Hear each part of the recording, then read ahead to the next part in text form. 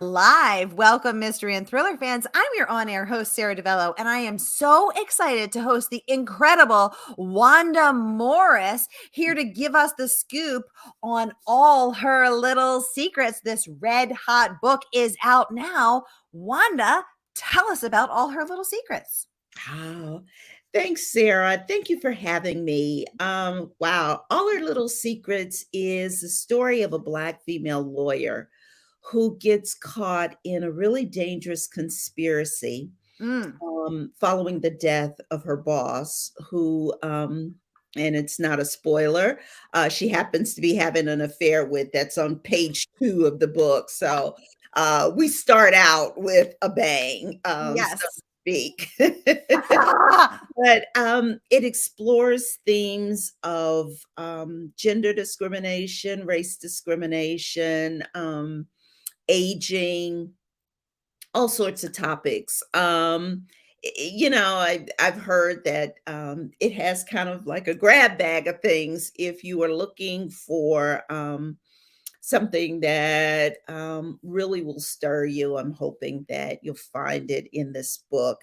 I tell people often, despite the body count in the book, it really is a book about family and love and loss and resilience. Elise Littlejohn is the protagonist. She has a cachet of very dark secrets, including a small town past and a brother that she has tried to help in the past because he spent some time on the other side of the law. Mm. But when she goes into the executive suite, she finds her boss and lover dead.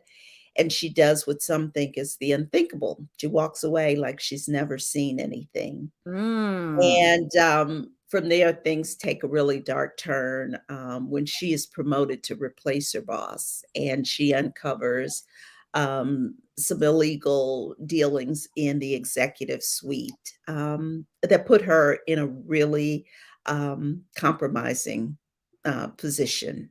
Mm. Well, Wanda Morris, you hooked me good, and I am not the only one. Karin Slaughter, Queen Slaughter, raving all her little secrets, is a brilliantly nuanced but powerful exploration of race, the legal system, and the crushing pressure of keeping secrets. Morris brings a vibrant and welcome new voice to the thriller space. I personally am devouring this book, and I can't wait to get into all her little secrets because we got a lot to talk about. But first, I just want to welcome everyone who's watching with us on Facebook, watching on YouTube, watching on Murder by the Books channels, watching on my channels, watching in my private Facebook group for mystery and thriller fans. Wherever you're watching from, you're in the right place. This is the right time. And as you know, if you've been here before, this is your time to talk to Wanda. Ask her about all her little secrets. Ask her about Elise Littlejohn. Ask her about this woman having an affair with her man, her manager. Ask Wanda about her writing process. Ask her anything you want. This is your time. If you're new, welcome. We're so thrilled to have you. I want to welcome Susan, Audrey, Ann, Pamela, Madeline, David. And I see the comments are already coming in. Thank y'all for joining us. Okay. Annissa Joy saying hello, Sara and Wanda. Annissa, top community member. Always a pleasure to have you, ma'am. Thank you for joining us. Marcy saying hi, Wanda. Hi, Sara. I love Marcy. Marcy. Marcy, of course, is an amazing writer herself. Mhm. Anissa saying, I love this book! Exclamation point, exclamation point, exclamation point. Hi, Annissa. The family I connection. know these people. They're kind of like my online friends. And so, hi, Annissa. Hi, Marcy. So Yes, Anissa joining us from South Carolina. She said the family connection between the sister and the brother. Oh my gosh, Anissa, that was so powerful and also so tense. Oh my God. I was like, Sammy, be good. Sammy, be good, please. Okay, let me scroll down. I don't want to make sure I don't miss anything. Ooh, okay. Leslie joining us from Canada, giving us her signature Canadian hello. Oops, I popped it away. Hello. Hello from Canada. Leslie, top community member there. Always a pleasure to have you, ma'am. Thank you for joining us. Marcy would like to know, what was the inspiration for this novel? Marcy, I'm wondering too. Wanda, give us the skinny. certainly. So, wow. S- Many, many years ago, I worked for an organization where executive management called everyone family. All the employees were considered part of the family. And unfortunately, they didn't treat employees like family. In fact, they treated employees far less than you would a family member. Um, and I worked in a department where someone died. There was nothing sinister about it. The person just died. But I was mortified by how quickly everyone went back to normal after the death. Like the office was cleaned up. 2 days later, the name was removed from the door. People didn't even speak the person's name. And I was kind of like, what happened to all that family stuff we talk about? And I think that just stuck with me. And so I wanted to explore this idea of family, whether it's the family we choose or the family that chooses us. And, what are the ties that bind us? That sometimes supersede blood relationships. And so, yeah, that kind of served as the inspiration. And certainly, my being an attorney and having worked in corporate America certainly informed some of the scenes and some of the things that occur in the book as well. Mm. Well, having spent 14 years in the corporate world, I would say you nailed corporate culture, both the good sides and the not so good sides. It can be pretentious, it can be fake. The Mhm. endless meetings, the unnecessary meetings, Mhm. the posturing. There's a lot. If you've ever worked in an office, uh, you will relate to this book and you will chuckle and you will roll your eyes as I am doing. Lecha Haney, welcome to the conversation. Joining us from Texas. She's saying, wow, so much for family at the workplace. Right? Absolutely. And in your book, Elise is shocked when they moved on the next day, appointing her to take his place. So it very interesting indeed. Now, the questions are already pouring in. So let's get right to them. Leisha's saying hello. Marcy is saying thank you for the kind words. Oh, Marcy, we're so happy to have you here. Thanks for joining us. Okay, Annissa would like to know oh my gosh, this is a good question. How different was the finished book from your first draft? Oh gosh, night and day. Oh gosh. My first draft was bad. It was bad. It like stunk up the place. I wrote the very first draft of this book 13 years ago. And I probably wrote about 70% of the book. I didn't know how the book was going to end. And then I put it away. I put the book away for 7 years because I convinced myself that nobody was going to wanna read a book about a Black woman in her 40s who worked with really god awful people. And I think I also talked myself into the fact that my writing wasn't good and that, this was kind of a folly. You know, I have a job, why am I trying to do this? So I put it away. And then I had some health issues about 6 years ago. And when I got through that, I did kind of a reevaluation, decided I was going to start doing those things that brought me joy. And so I pulled the manuscript back out. And like I said, it really stunk up the place. The story was told totally in a linear fashion. The dual timelines did not come along until later. I queried the book like something awful and just got tons and tons of rejection. And one of the things that I kept hearing in the rejection was that I don't understand the protagonist. I don't understand why she behaves the way she behaves. And so that's when I decided to open up her backstory and do it in a dual timeline as opposed to doing it in flashbacks because apparently I was not reaching the reader. And once I opened up and did the dual timeline so that you could see her as a 14-year-old girl and then kind of in, as an adult, it was then that the story really kind of took off. And then people kind of started to notice and say, oh, wait a minute, I think there might be something here. Yeah. Wow. Okay. So, Annissa, great question. Wanda, thanks Was for the behind the scenes secrets on all her little secrets. Now, did someone, when you said you shared, thank you for sharing that you got a lot of rejections, and what made you think it was telling it in a linear fashion that wasn't reaching people? Like what was the inspiration for doing these alternate timelines, which by the way, I love. So just for everyone who hasn't read it yet, it flashes back and forth between present day as Elise is navigating the family culture company and back in 1978 and 79, where she's a little girl in Chillicothe, a little teeny tiny made up town, I just learned, in Georgia. What made you think to do that? I love it, but how'd you get there?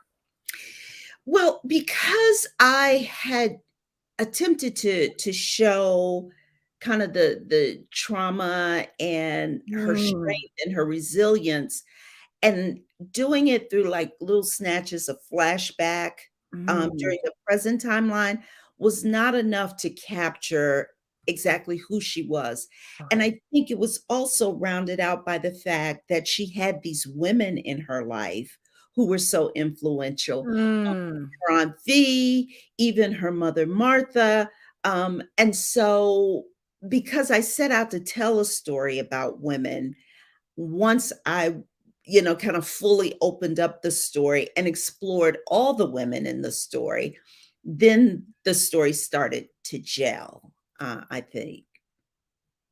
Very cool. Well, I love it. I love how it landed. Okay, let's get to some other questions. Let me just make sure I'm not missing anybody's anything. Ooh, Rick and Ray would like to know, how long did it take you to write your book? So you started 13 years ago. You convinced yourself it wasn't good enough. Who can relate? Me. How many hands can I put up? Then you decided to do what brings you joy. So from when you decided to do what brings you joy, how long did it take you to rewrite and then get it to this beautiful red hot cover? So I started it about 6 years ago. I worked on it for probably about a year. Um, I started querying. The book wasn't ready. It really still wasn't ready. I got a ton of rejection. But what I did along the way is that I entered contests and I tried things that would help me improve my craft. So aside from contests, I did online courses. I attended conventions and conferences when I could. I built myself a community of other writers so that I made friends who supported me through the rejection, who were wiser than me and could give me some advice along the way. And so I was constantly doing that. I finally attended a conference in 2019. And as part of the conference, there was what they call the Pitch Fest. And so you could stop at tables of different agents and sit, tell them about your book. If they're interested, then they say, send me the manuscript. And so I sat down in front of this lovely woman and I described my book. And, I was so nervous. So I pretended like, I was just talking to a girlfriend over lunch and I was telling her about this horrible story I heard. And she said, oh, that sounds really interesting. Send it to me. And I sent it to her. And 24 hours later, she said, I am loving this book. Um, and so, yeah, she signed me up. Her name is Lori Galvin. She's with Aveda's Creative Management, and she's an angel of an agent. And so that was 2019. And then she sent me notes because she said, oh, after she signed me up, she said, I just love this book. But I think you need to change the back half. And I was kind of like, What? But she was right because she said, I think the way the back half reads, it's been done a lot. You need something fresher. And so I took her advice and I scrapped the back half of the book and I kind of started over. But you know, you're a writer. When you do something in the end, you got to make sure you go back to the beginning and pull that thread through. So it was really Mm. kind of like, you know, revising the entire book. So that was like late 2019, early 2020, and then the pandemic hit. And so Right. for a while, I just wasn't writing. So we just kind of like, let's see if the world opens back up. Mm. And it kind of did. So in July of 2020, we went out on submission. And 12 days later, we were in an auction for the Oh book. my God, that's unheard of. Yeah. Wow. An auction. So for people who don't know, tell us what that means, because y'all, that never happens. Oh my gosh, you're getting so many hearts up on Facebook. So, Tell us about um, being so the living the dream. essentially, you know, your agent, because I wanted to be traditionally published, so that meant I needed an agent. Everybody doesn't have to go that route. You can do self-publishing and still come out as successfully. But um, my agent sent it to several publishers, and several publishers said, "Hey, we'd like to buy this book." And so instead of just kind of handing it off to the first person that makes you an offer, you set up a time where they all submit bids, and the person whose bid you like, you know, the most wins the bid. And, you know, it's not necessarily just about who offers you the most money, but, you know, who's the editor that you think that you would most fit and align with. What are the terms of the deal? And so yeah, so we went into auction, and that was really exciting. Yeah. Particularly for a Yay. book that, you know, I started 13 years ago. So And convinced yourself that nobody would want to read and put it in a drawer for 12 years. Thank God you brought right. Elise Littlejohn out of that drawer and into the world and onto the page, because this book is so good. It's so good from a Thank craft perspective. you. I'm enjoying it as a reader. I'm enjoying it as a writer. I am devouring it. Look at all my little post-it notes. I don't know if you can see, but I have all these little post-it notes from all the parts I love and all the things I want to talk about. So great. Hey, Marcy if that saying, was Rick and Rae Howard from Cleveland, Ohio, hey. is this Rick and Ray Cleveland from Cleveland, Ohio? Rick and Rae Howard from Cleveland, Ohio? And Then you Wanda guys, Morris. I think those are former church members of mine. Yay! Great to have you, Rick and Ray. Marcy saying, playing around the ideas about what makes a family was so relatable. Marcy, I Thank totally you. agree. So you play with the family members we don't choose, and and maybe sometimes they try our patience. We've all Yeah. been there. And the ones that choose us and that we choose and who we love, despite, you know, we love endlessly as family. Yeah. Her relationship, Elise's relationship with V, her auntie V, is oh so heartwarming. It brings tears to my eyes. It's so beautiful and so heart filling. Thank Marcy, you. great point. Great point. Thank you for that. I'm just scrolling through. Oh, Lecha Haney joining us from Texas. Welcome to the conversation. Always a pleasure to have you. She would like to know, do your book characters talk to you? And if they do, have you had to change something in the story because of it? Cool question, Lecha. Oh, Lecha, that's a great question. So it's, gosh, how do I put it? It's not that they talk to me, but I hear them talking to each other in my head. And so as I write, particularly if it's a scene that's very poignant, I am scrambling to try and write down everything I hear. So sometimes in my first drafts, I will just do straight dialogue. So I don't do any beats or anything because I'm trying to get down that conversation that I hear between the characters. Um, and it sometimes does change. There's a character in the book named Juice, um, who was supposed to be just like a one-off character. He was gonna be kind of like a walk-on character. And so I kind of wrote this dialogue between he and Elise, and I thought, oh my gosh, I love this guy. And so I kept him around. I was like, I need to find a place for him, because he was very important to the story as well. Elise was someone who was working in this environment where people made all sorts of assumptions about her based on very little information. But then she turns around and she makes a bunch of assumptions about him.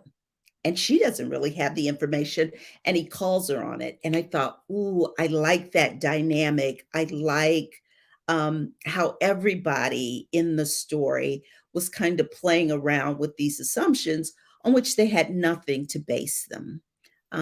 So yeah, so sometimes it can change depending on what the characters are doing in the story. That is such an interesting question, Alicia, and such a very cool answer, Wanda. Thank you for that. Annissa is saying, wow, 13 years ago. Yes, absolutely. That is, I love knowing that, because I think there's so much pressure to just be effortless and be instant, and oh, this little thing, I just whipped it up. It's like, no, actually, this took a while. This took a minute. But I think that you can feel that seasoning and that thoughtfulness and that time and that energy and that love that you poured into it, versus if you had hurried more. You can tell that too. So I think that's partly what I'm loving about this book, is that depth and that seasoning and that richness. Thank So you. yeah, that's really, really cool. Thank you for that. Alicia is saying your book sounds and looks very intriguing. Mhm. It does look very intriguing, and it is very intriguing. And I want to remind y'all, the book is out now, and you can grab it tonight, and you will want to grab it tonight. So I'm popping the link in the comments so you can grab it from Murder by the Book tonight, everybody. It's so, so good. I keep telling myself I'm just going to read one more chapter, but then she leaves me on a cliffhanger and I read another few hours. Alicia would like to know, did you have a say on your cover and on your title? Ooh, interesting. Very good question, Lecha. So the original title for the book was called The Elephant Fighter.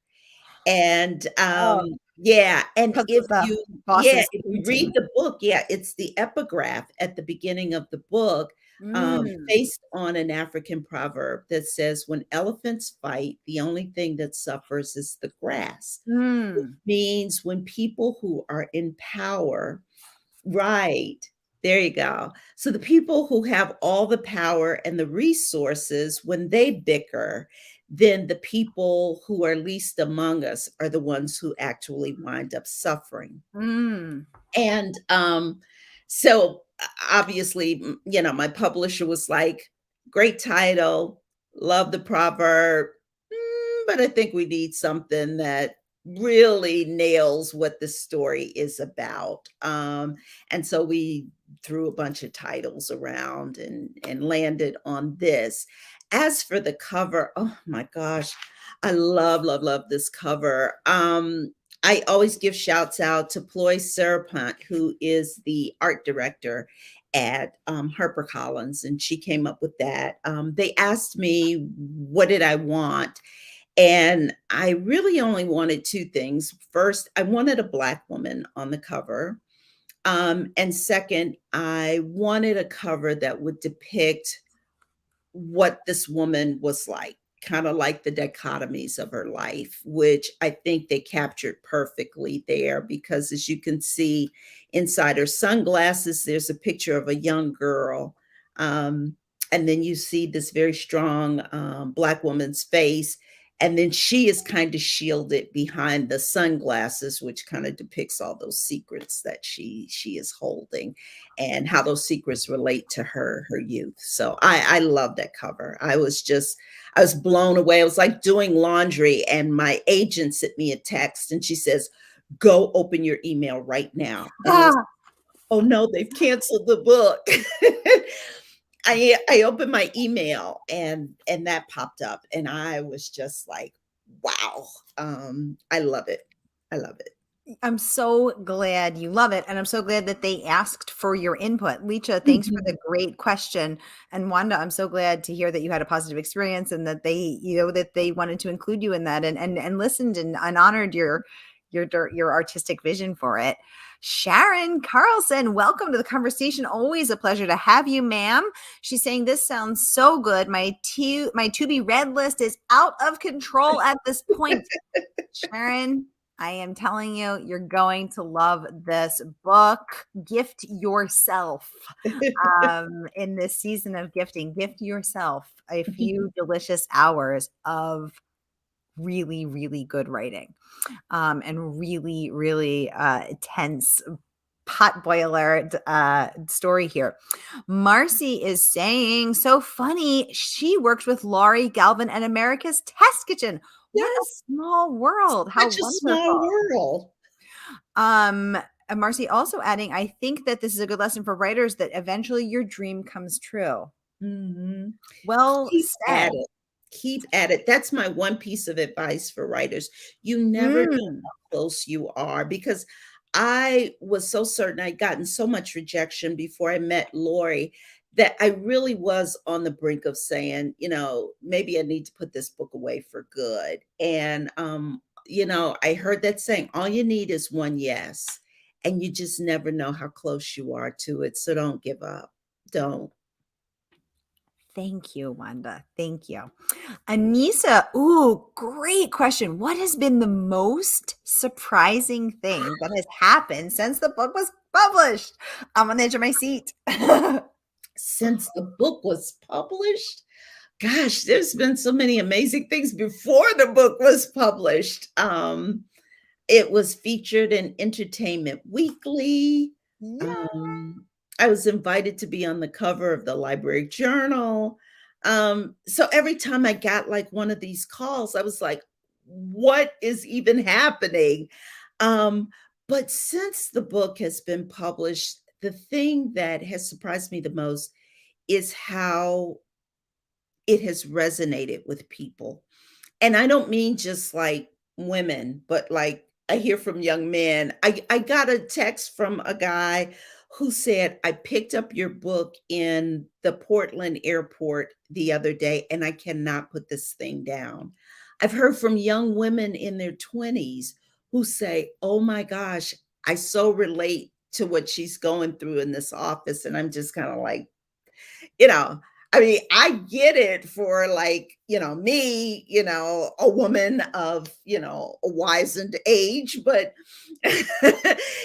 that it's resonating with people across gender and age, Mm. race is just, it's just mind blowing. And it's so, so exciting. It really is. It's kind of what authors dream of, or at least it's been what I've dreamed of. I love that, Wanda, and I'm here I can testify as a white woman also of a certain age. But I resonate with this book, and it just goes to show you that when you write from the heart and when Mm. you write with an open heart and the commonality of the human experience, and yes, there are differences, and you include Mhm. those differences and you have those teachable moments in there. But there we can connect to Elise and we can connect to the story. Yeah. So many of us. Absolutely. Rick and Rae Howard saying hi. Yes, it is them, they say. Hey, guys, I haven't seen Yay. you guys in years. Thank you for your support. Leisha is saying thank you so much for answering her question. She loves your answer. Leisha, Thank always a you, pleasure. Thank Lisa. you for your questions. Making sure I don't miss anybody here. I'm just scrolling down. Christina Powers, welcome to the conversation. She is, of course, a book reviewer. She is at A Politically Read Girl, an Instagram influencer in the book sphere, the Bookstagram community. She is saying the audio book is amazing. Oh Um, my gosh. Yes, the audiobook narrator is Susan Dalian, and she is incredible. I mean, I was listening to her, and while she was reading the book, I was like, oh my God, what's going to happen? And then I was like, wait a minute, I wrote the book. I know what's going to happen, but she's so, so good. She's so good. And Tracy Clark has just entered the chat. Tracy Hey, Clark, Tracy. award-winning author Yeah. from Chicago. Welcome, Queen Tracy's Tracy my Clark. buddy. Hey, Tracy. It's so wonderful to have you. I hosted Tracy when her latest book, Runner, an amazing book I absolutely loved, came out in July, right when her book came out. Oh Tracy, thank you for joining us tonight. A pleasure to have you. Thank you. Annissa saying she devoured this book. It is captivating. Amen, Annissa. Leisha saying, what a beautiful proverb about the elephants trampling the grass. Thank you again for answering your question, Leisha. Such a pleasure. Marcy saying, it's a brilliant cover. I totally agree. I love the little girl in the sunglasses. It's just, and I love seeing a Black woman on the cover. This is fabulous. Annissa sharing, she said, I have a TBR mountain, a to be read book mountain, but she will continue to add books. Annissa, you are clearly in the right place. You are one of us. Thank you for your questions and your comments. Tracy Clark, such a pleasure. She is saying, go Wanda. Yes, absolutely. I love Tracy. Tracy She's is an so funny and incredible, she's such a great writer too. Oh, she's amazing. I loved Runner and all of her books.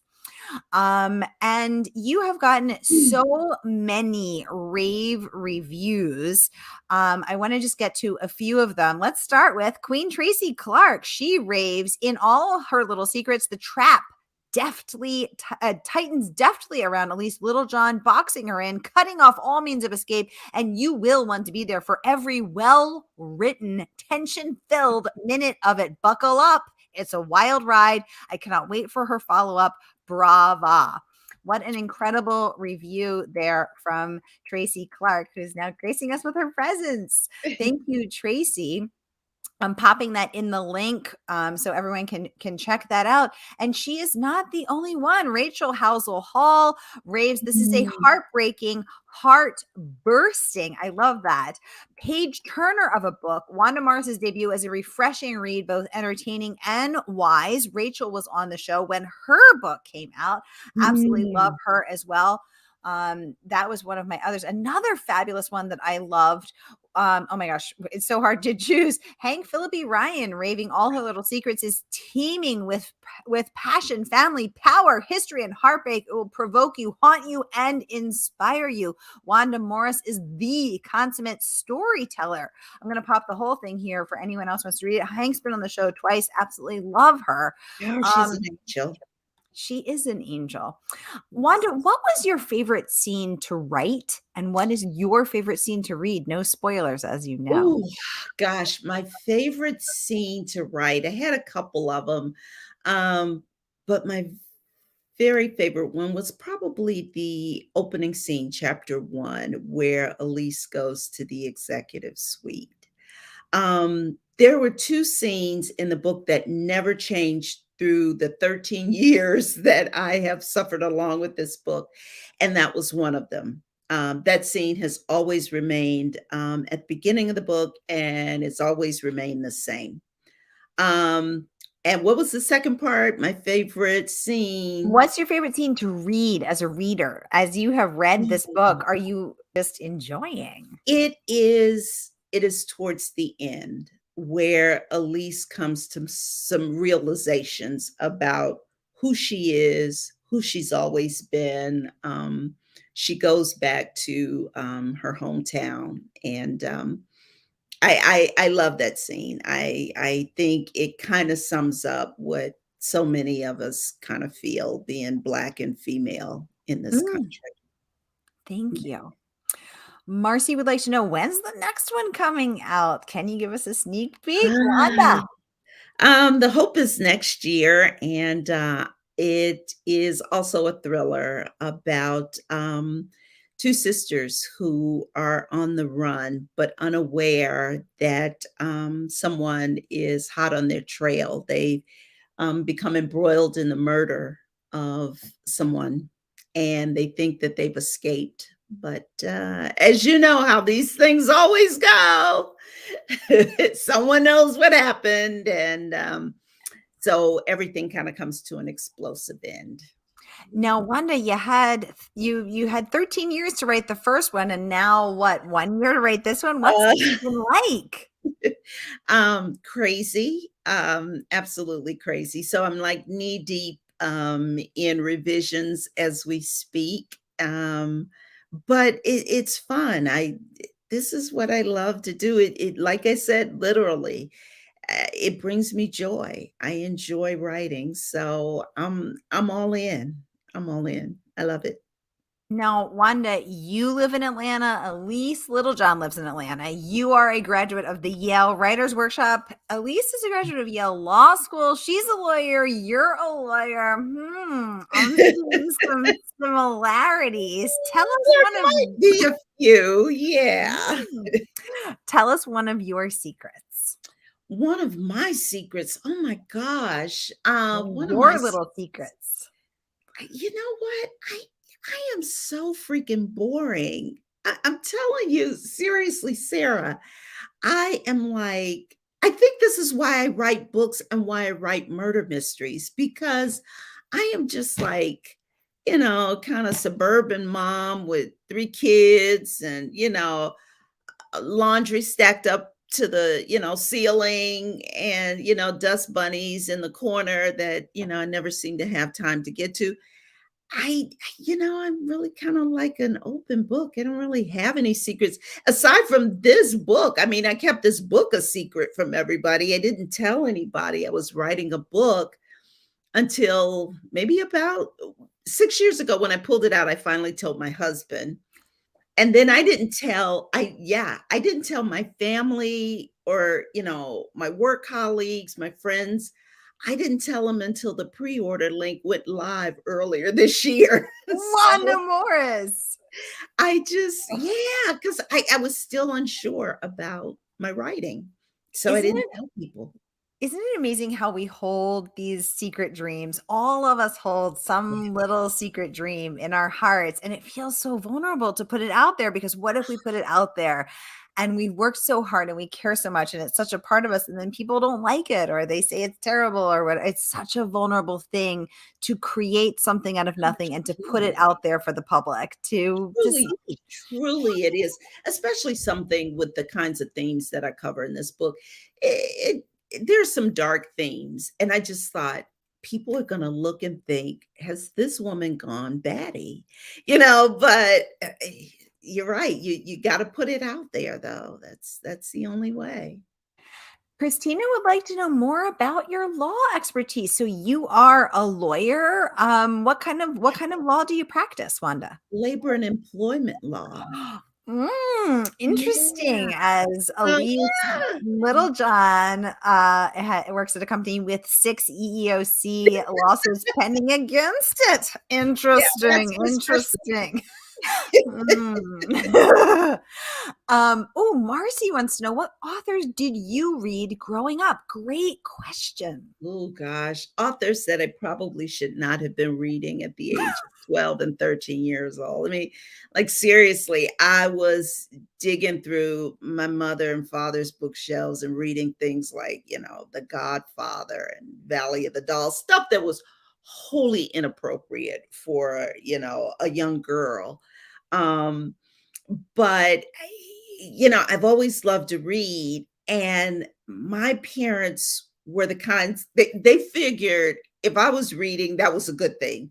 Now, whether I was reading a bunch of curse words and sex scenes, they were just like, you know what, she's gonna figure all that out later. So let her go with it. So they were just happy that I was reading, I think. Yeah, but I used to read books that were, well above my age grade. Let's put it that way. So yeah, I would go and read my parents' books.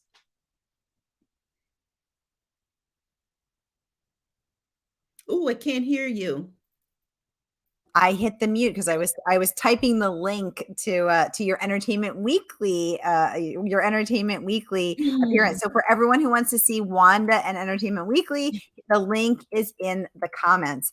But I would say I also was reading books beyond my appropriate age range. I started out reading Nancy Drews when I was little, which was harmless enough. But then my grandmother started reading P.D. James which is pretty violent when I was 9 and 10. But Oh hey, my I ended gosh, up loving yes. mysteries. So Yeah, the children of men and things like that. It's like, what are you yeah, doing? Like, you better get back over there and read something appropriate for a 12-year-old. So yeah, not good. yeah. But back But then you know, we didn't wear seatbelts. There were no rules. exactly, right? People were smoking Yeah. around pregnant women. Pregnant women were Pregnant smoking, women were smoking. right? Anissa is saying she cannot wait for your next book. Wanda, you have to come back before your book comes out next year, and tell us all about it because we can't wait to have you back. I love it. I can't wait too. Christina is saying she's a paralegal for a health and welfare fund. Oh, someone Very else in cool. the field. Someone else in the field. Excellent. Okay, y'all. I see we are over our time. Oh my gosh, Marcy saying P.D. James was my favorite author growing up. Marcy, you and I, we got it. We have time for maybe it's probably two more questions from Wanda. If anyone is watching, let us know. Benjamin, welcome to the conversation. Irma, Rob, welcome, everyone. Andrea, great to have you here. And Mary, welcome back. So great to have you. Thank you all for joining us. Any questions last questions from Wanda, just let us know. Get them right over to her. And I just want to remind y'all to grab this book. You guys, I wouldn't steer you wrong. It's so freaking good. You have to read it. I'm really, really enjoying it. I love this book. Okay, cool. The questions are coming in. Leisha would like to know, what was your favorite book when you were a little girl? Oh gosh, when I was a little girl, you know what? I remember, I don't know if anybody knows this book. It was called A Snowy Day. It's a picture book. Oh, yes. And I used to read that book, like, even when I was, like, not a little girl, because I just loved the story, and it was one of the first books that I saw other little Black kids in because, the early readers and things like that did not have a lot of Black kids in it, and so I have always treasured that book. So yeah, when I was little girl, that was my favorite book. Leach, great question. Wanda, thank you for the answer. And again, it's just so important that everyone deserves to see themselves on the page, Mhm. on the cover, on the stage, on the screen, the big screen, the little screen. We all deserve to see ourselves. We all deserve that representation. And it's so wonderful to see that here. Annissa saying Ezra Jack Keats. Yes, Yes. exactly. Yes, exactly. I love that. I believe Annissa is a school librarian. So I Ah, bet it's a she very knows. simple, very short book, but the pictures are really powerful. And I believe it was one of the first books too, because I think it was written like way back in the 60s. And I think it was one of the first books that was written that featured a Black child and an early reader. Yeah. Yay. And Leslie is saying another down to earth author I have to check out. Leslie, get the book. You're going to love it. I'm popping the link in the comments one more time because y'all, you're going to want to grab it. Oops, I just clicked the wrong. Oh, I was looking up the Ezra John Keats book for you. So that first link is for him. And now I'm popping the link to Wanda's Get book. that too. Yeah, grab that Ezra John Keats book. Everyone's got a kid they need to buy a book for. Right. And I'm just going through making sure I didn't miss anyone else's last comments. Thank you, everybody. Yes, Annissa saying elementary school librarian. Wonderful. Leisha saying I love librarians, by the way. the They're my best. very favorite. I wrote a ton of this book in a library. Every day on my lunch break, I Oh, go to that's the so library cool. around the corner from my job, and I'd sit in there and write for an hour and a half.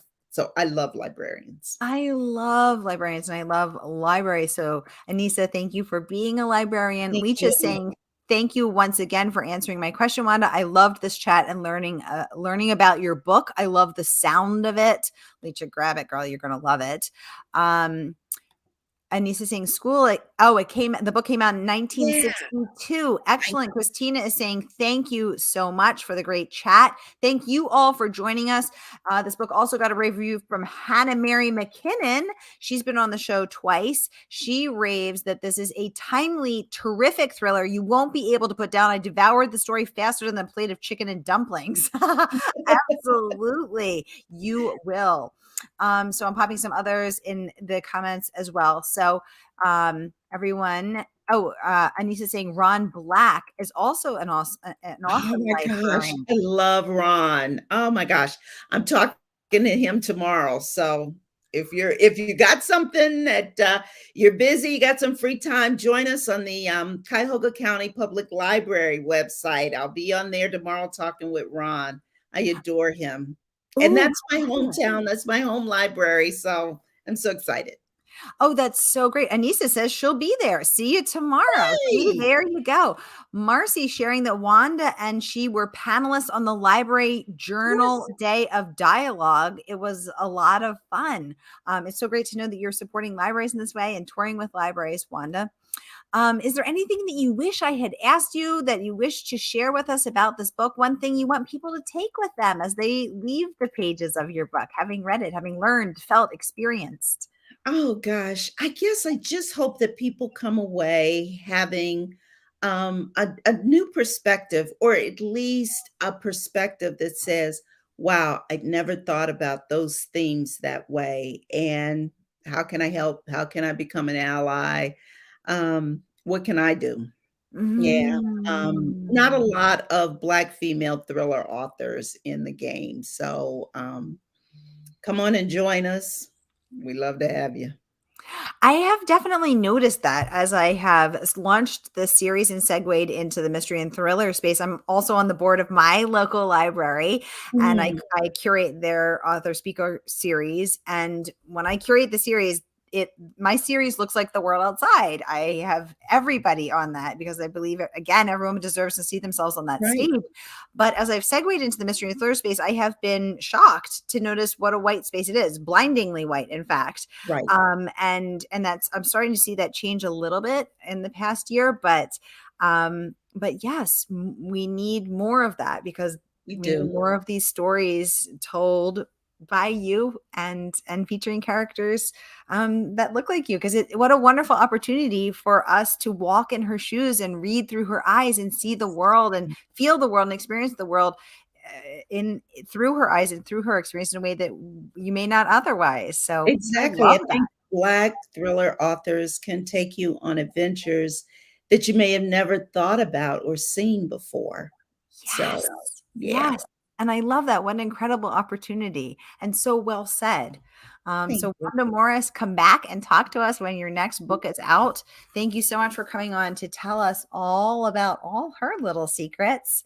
And thank you all for joining us and for the wonderful questions and comments. I will see you next Monday for hashtag Mystery Monday, because Mondays can be murder. Have a good night, everybody. Bye-bye. Thanks so much. Thank you, Wanda.